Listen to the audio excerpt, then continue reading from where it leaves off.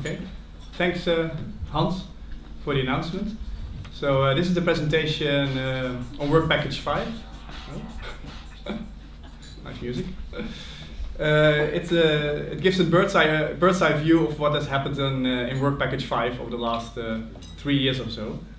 And it deals with the scenarios, visions, and also we present some first ideas on the road mapping. And what the road mapping is, that will be explained afterwards by Mark. There's 3 names here in the first slide of the presentation. So it's a joint effort by myself and also Mark and Katarina from Prospects. But I think we should also acknowledge the efforts of the modeling teams in Work Package 7, because Work Package 5 is very much related to Work Package 7, which is about the modeling of the scenarios. So during all the activities, the researchers from IASA, LEI, PBL, and IFPRI have been present. So their names are not here, but their work is definitely acknowledged in this presentation. So first, quickly, the objectives of Work Package 5. Keywords of Work Package 5 are participation and stakeholders. So the idea is that to create to enhance the legitimacy and the relevance of the project, we want to involve stakeholders, because also, of course, the policy advice we're going to give is going to affect these stakeholders. So we organized lots of events to involve these stakeholders, and the objectives were to integrate their views, so have their feedback on the project as such, and on the process of the project, but in particular to develop participatory scenarios and also identify key drivers. And with scenarios we mean potential but plausible views on the future. And finally, we also ask stakeholders to give their visions on food security and also identify options for action to improve food security in the world.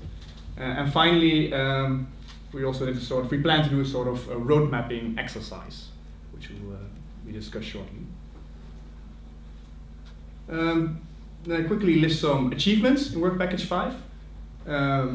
So we developed 4 scenarios, I will come back to this, which describe potential futures up to 2050, and also the food security implications up to 2050. We quantified certain drivers, so these are the key factors that actually determine the potential future, and in fact these are the main inputs into the models. So this is the link with the models as well. Finally, we developed some visions. Actually, stakeholders developed some visions on food security. And with visions, I mean how stakeholders perceive food security. And in fact, these visions, they were then contrasted with the scenarios. And in this way, we brainstormed about certain options how to, achieve food security in the future. And a final achievement, I think, is we've written up the whole scenario development process so far into a paper. And this paper was submitted recently to the International Conference on Agricultural Economics, which will take place in Milan in August, I think. And I hope to finalize this paper soon and produce it also as a working paper for the Food Secure working paper series.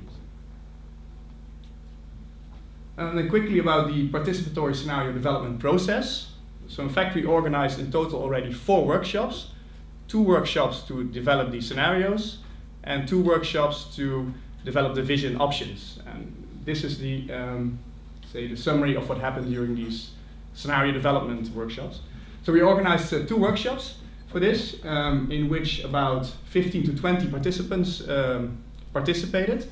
And we actually we made a lot of effort to select the participants. So we had participants with diverse backgrounds. So there are people from international institutions like the FAO, like DG Agri, and so on. We also had a few participants from NGOs like Oxfam and Accord. We had participants from local government. I think there was somebody from the Polish government. And we also had a few participants from business, like representatives from Nestle, but also from a biofuel company located in Eastern Europe. So we had a very diverse group of people, which of course also stimulated the discussion a lot. Then we followed a sort of process, which I think comes from the climate change scenario development literature, which was a sort of structured approach to develop the scenarios, which consists of all kinds of group exercises, rating and ranking of uncertainties, identification of drivers. As you can see in the picture, there was a lot of group work involved, there were a lot of post-its and so on. So this was all in all a very dynamic process. In fact, what's interesting is that these participants were very, also very critical, but in a positive way, but I think we learned a lot because of them questioning the process we followed, and also of them questioning the reasons for the project and so on.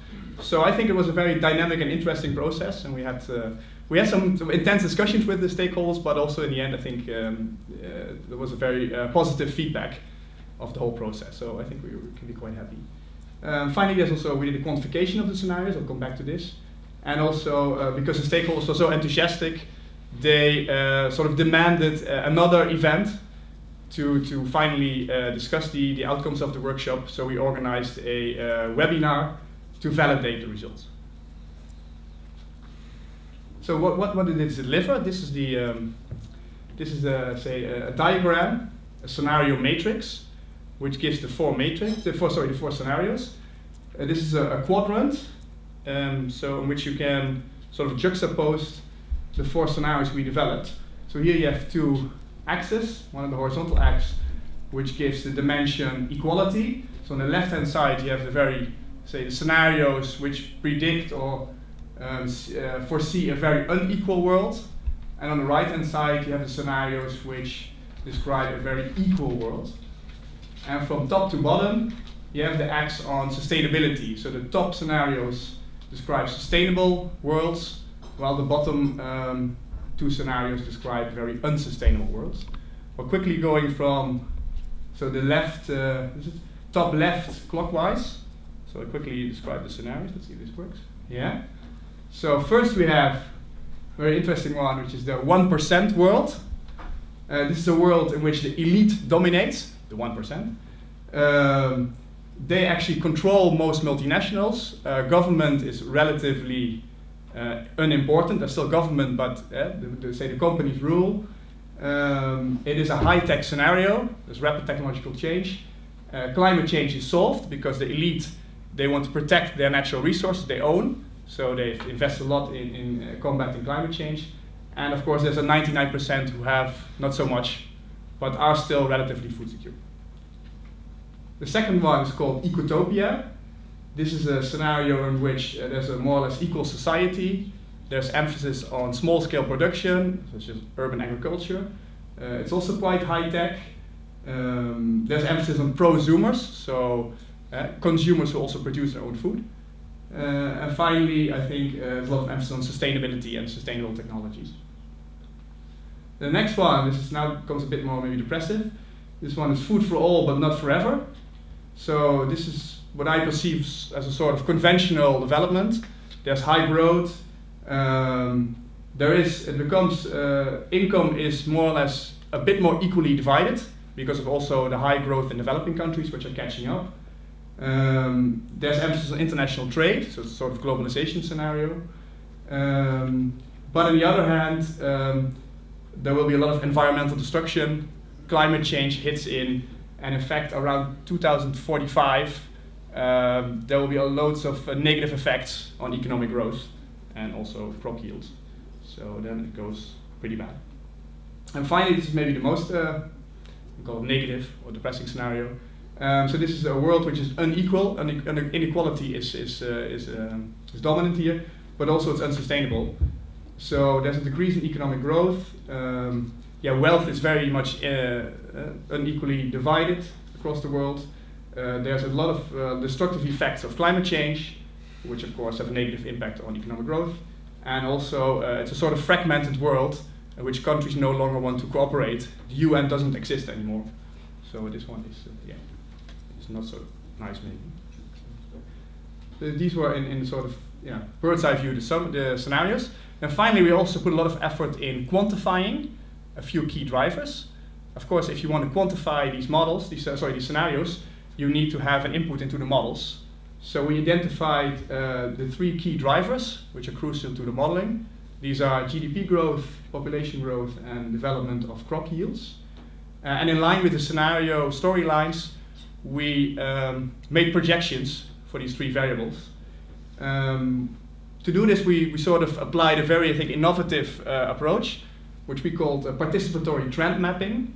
So what we did is we printed out the historical trends of a few key countries, and then asked the stakeholders within the context of their scenario to sort of project GDP, population, and yields into the future, which gave quite interesting results. Also because I think this made stakeholders think again about their scenarios and even adjust them to some extent. And finally, we also validated these results.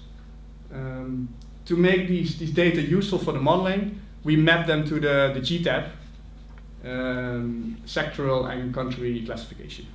So this means also these projections can be used by other models as well, which use the same aggregation. And finally, we had a discussion about some other crucial drivers, mainly consumer preferences, so diets, trade, and land use, but here some work needs to be done before they can be modeled. Well, this is an example, just to show you what came out of this quantification. These are the yield projections. So what you see here is, for the four scenarios, the historical yields, which follow a sort of a linear pattern. And then you see the dotted line is the continuation of the linear growth rate. And then the solid line is what the stakeholders projected. So for instance, I'll only give one example. What's this one? I think this is the country Ecotopia, I think? Yeah. This is the Ecotopia scenario. You see that for the rich countries, they project a decrease in yields. And for other countries, they first project a decrease in yields, but then an increase. And this is actually in line with the storylines. And then finally about the modeling, and I give the word to Mark. We already began the modeling, because this is the next step. We did some preliminary assessment with the projections of the drivers.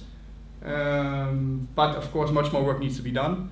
And I think we actually, just during the lunch, we planned some follow-up meetings to discuss the first results and take a next step. Actually, some of the models are still under development, but according to the plan, the models needs to be ready by, I think, before summer.